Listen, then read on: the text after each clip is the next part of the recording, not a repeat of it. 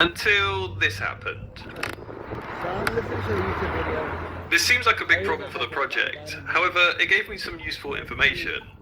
As we can see from the footage, the crack started from the sprocket teeth and moved inwards towards the hub, suggesting that the hub wasn't the weak point, but instead the design of the sprocket was, as it can't be thicker than 3mm and still mesh with the chain.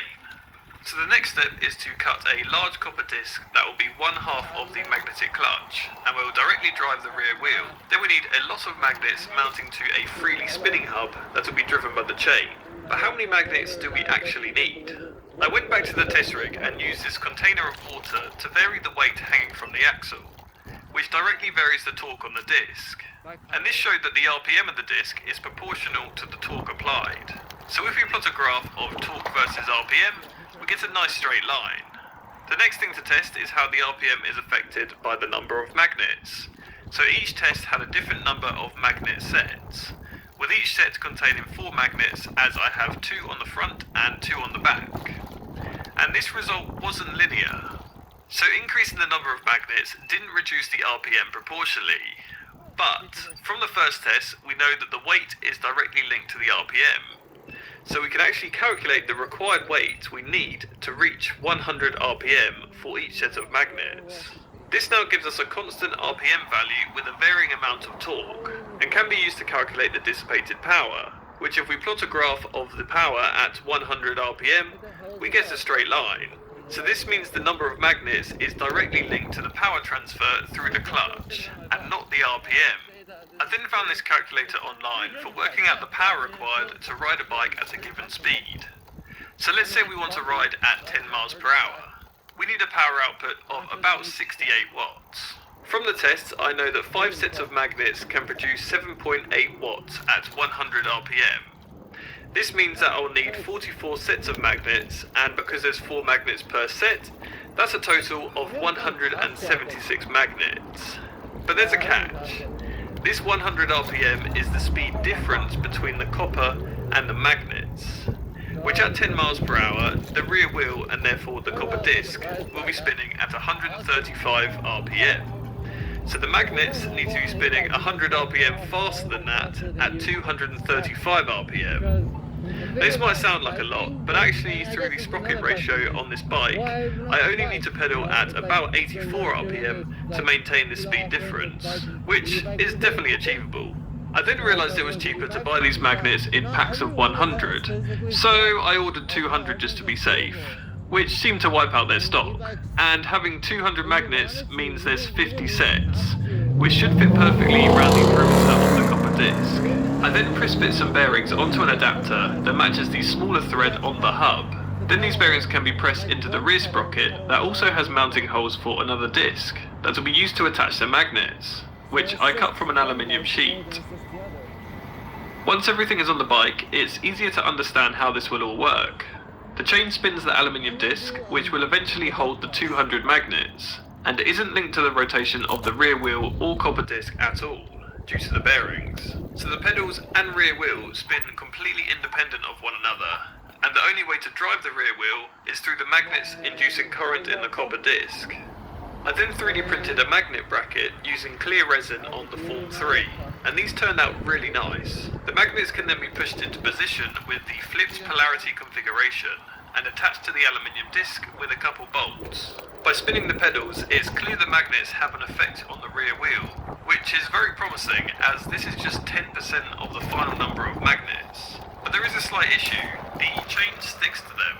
To stop this from happening, the magnets need to be spaced further from the chain, which meant redesigning and printing new hub parts to move the clutch towards the wheel, as well as a thicker aluminium disc to prevent it flexing under the load of the magnets. Also, because the magnets stick to the spokes too, I had to squeeze the spokes together with cable ties to move them away from the clutch, which isn't structurally ideal, but this is a prototype. And now the magnets are able to spin freely without sticking to the chain, spokes, or steel bike frame, and we can get a sense for how this clutch both accelerates the wheel when the pedals spin and applies a braking force when the pedals are stopped. All we need to do now is mount the remaining 180 magnets to hopefully increase the torque transfer through the clutch. And with the rear wheel locked, there is a huge amount of resistance on the pedals. but the magnets are still able to spin, and with the pedals locked, the wheel is also able to spin and experiences the same resistance through the clutch. However, when both are able to spin, the pedals drive the rear wheel with ease, and the braking force stops the wheel almost instantly. I think it's time to test this thing, and see if we can actually move through the power of magnets. Let's go. Okay, it's kind of working. It just feels like I'm in a really low gear. Let's see what happens if I stop pedaling. Oh, I can really feel that resistance through the magnets. Turn around. Okay, hill now. Struggling a bit. Still able to move. Can't get much speed at the moment. Try to pedal quicker.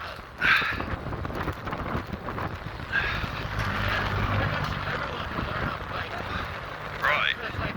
I mean, it works. I think I might need to adjust the chain tension, because it sounds like it's sticking to the magnets and then starting to jog off the sprocket, so let's tighten that a bit.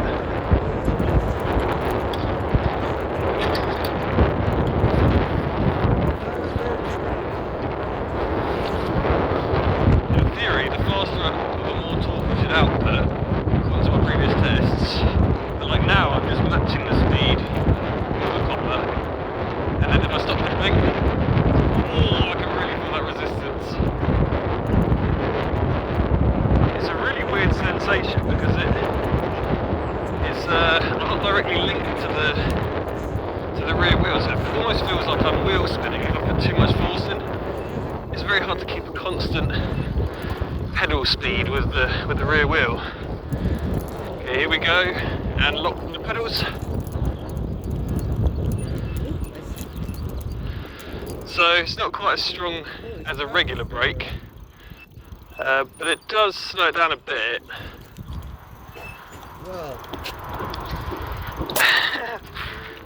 Not bad. I think we need a larger sprocket on the front to increase the gear ratio. The reason why it feels like it's in a low gear is due to the difference in RPM between the magnets and the copper.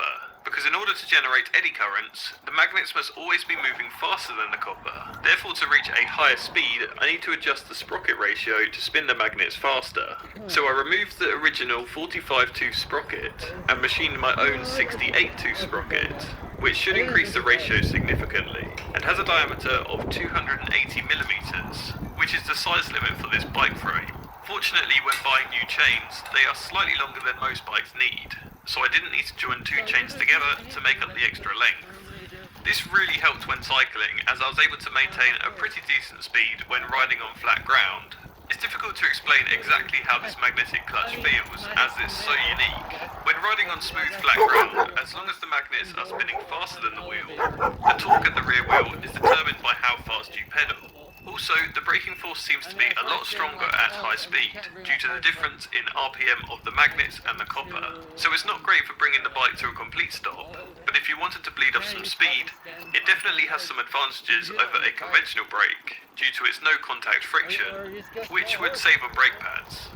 And that's the summary of the good features of this system. So would I recommend you build this for your own bike? Definitely not. You see, when climbing hills, it really struggles. The best way I can describe it is it's like riding on sand. Every turn of the pedals requires a lot of force and you barely move forwards. It might look like I'm riding in a low gear due to the pedals spinning faster than the wheel, but because the RPM difference between the magnets and copper is so large, the resistance is also really high. So I'm putting a lot of force through the pedals and going nowhere. Speaking of nowhere, I was exhausted after riding up this relatively easy hill. And if you're wondering where all my energy was going, well, when I got home, I took out my thermal camera, and hopefully this makes it a little more obvious. Yep, the copper disc has heated up by about 20 degrees Celsius, which using the specific heat capacity of copper and the mass of this disc is about 8,000 joules of wasted energy. I had hoped it would somewhat simulate a continuously variable transmission, where you could pedal at whatever speed you like, and the clutch would vary the torque output depending on the inclination of ground you were riding on. However, the wasted heat energy makes it so much harder to ride, and therefore I can't see it having any advantages over a direct chain drive. But hey, I had an idea and I wanted to test it, which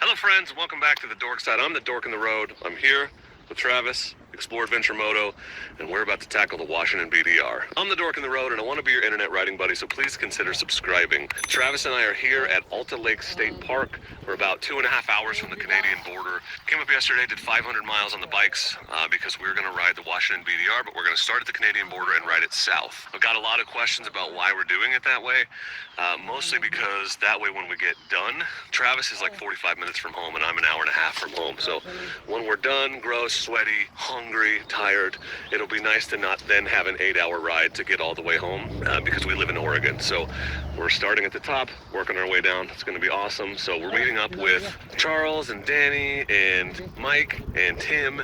And so we're going to have a group of 6 riding the BDR, and it's going to be awesome. So today will be section 6 and maybe some of section 5. I don't know. We don't know where we're camping along the way. We're just going to find dispersed camping or end up in campgrounds, try to eat at restaurants, gas stations, things like that. Had a lovely dinner last night of jalapeno poppers, a corn dog, and some mozzarella sticks. So obviously I'm not doing keto on this trip. It's just going to be too hard to find keto stuff and try to stay alive. We're camping off the bikes for a week. It's going to be an amazing trip. Thank you all for coming along. I hope you enjoyed the video. We're going to pack up camp. Travis almost done. I just got my tent packed up, and then we're going to probably have some breakfast, meet the boys, and tackle the route. So I'm very excited. Let's roll. We just officially turned onto the Washington BDR. We're headed up to the Canadian border so we can turn down and come back south. The Canadian border is actually the ending point of the Washington BDR, but like I said, we're running it in the beginning. So we're going to go to the border and turn around and ride back. And we will have ridden from Canada to Oregon. It's going to be awesome. This is it, Canadian border. We're actually here just to turn around so that we can say we went from the border to the border.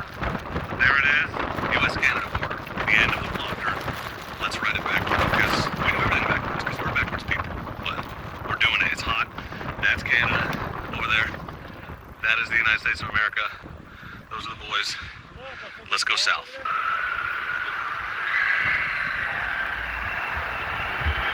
This road, we're turning off the pavement, and it's literally called Totes Coulee. I don't know if you can see that, but this road looks Totes Coulee to me.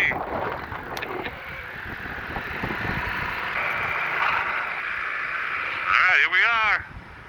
Oh, it's going up fast, dude. Ooh, I thought that gate was in our road. Yeah, PDF was. Reroute already. Got as far as we could, guys. Gonna drive 10 hours home. I'm gonna be picking dusty boogers out of my nose for the rest of the day. Dusty boogers. It's my wrestling name. My finishing move is I wipe my boogers on people. Cow, Laka. What's up, cows?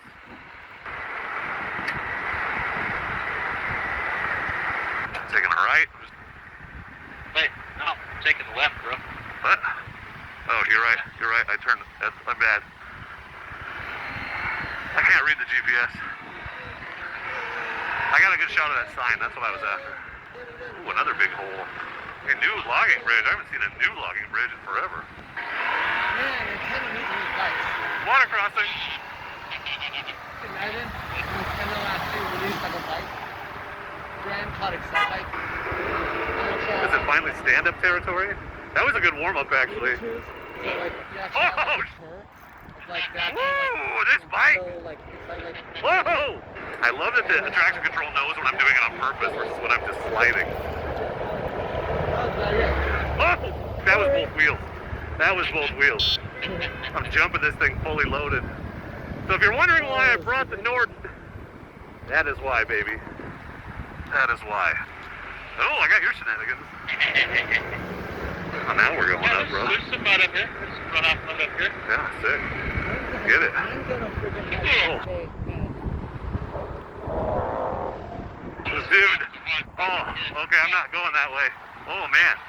Yeah, thanks for scouting that. You should have hopped it. Okay, let's keep an eye out for those. You hit hard, dude. I was like, that is not good. That was not on purpose. Gorgeous.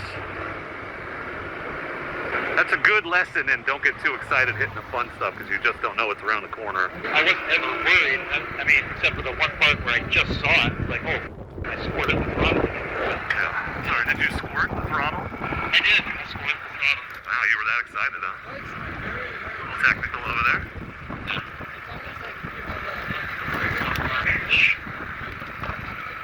There we go, fellers. Now we're having fun, fellers. You just see a bear around the corner.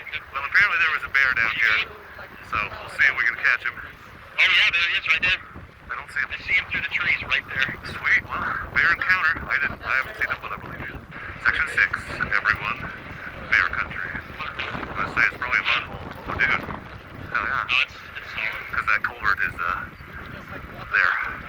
and out of the ground. There's the ground right here. Sweet. I get a picture in front of that.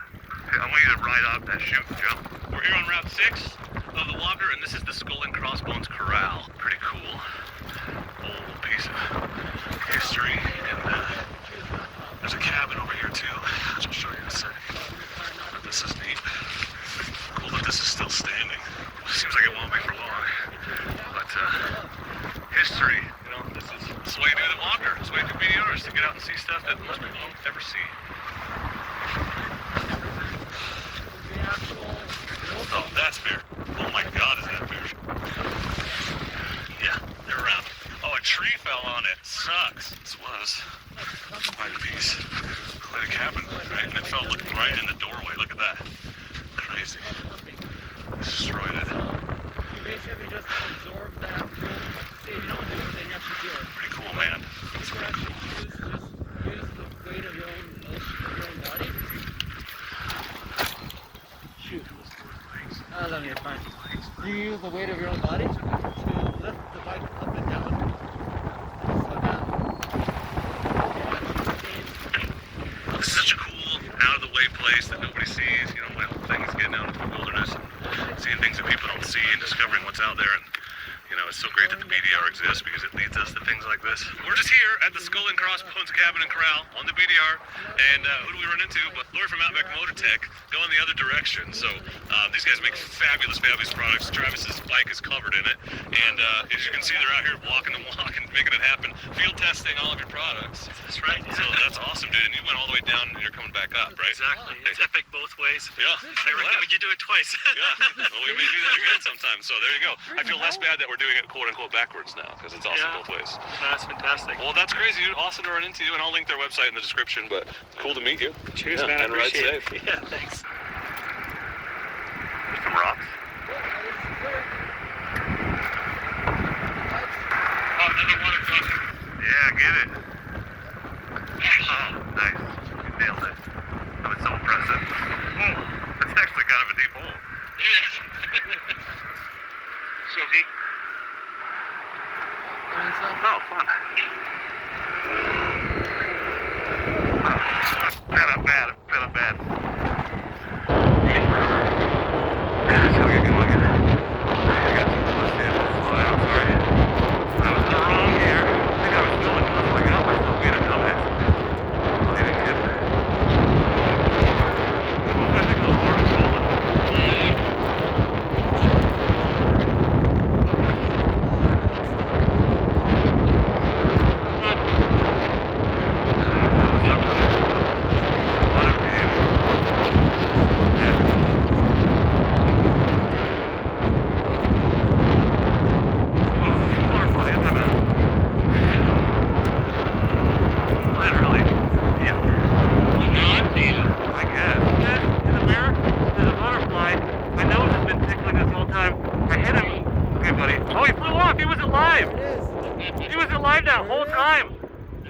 No way. Much.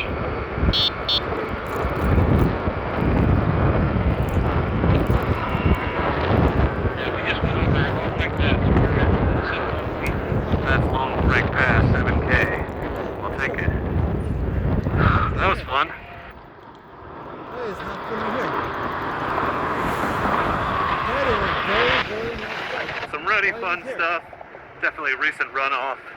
Lots of melt, so the road is interesting. Definitely a little technical. But my bike is very confidence inspiring. What stuff is this? Look at this right side, it's garbage. Okay, I'm standing. I don't want to be in that road. That was one memory. That was not good. Dude? Okay, I'm gonna give you some space so I can see. Can I fall? Oh yeah, no, do not go down the middle. It gets really bad up here. What? Why don't go down the middle? I don't get it. Holy hell, that is something. That was a raging river. We're probably gonna have to cross it. I'll tell you what, second gear is incredibly useful on this bike, because I have not had to go into first yet. Yeah, and I can jump it when I need to, get the front end up over the top, because this is where all the flooding was, and it's dry. I wondered how the Norden would do on something Tyee-esque, and this is not quite to that level for as long as that is, but there's definitely some parts that have been like that, and it's done fine.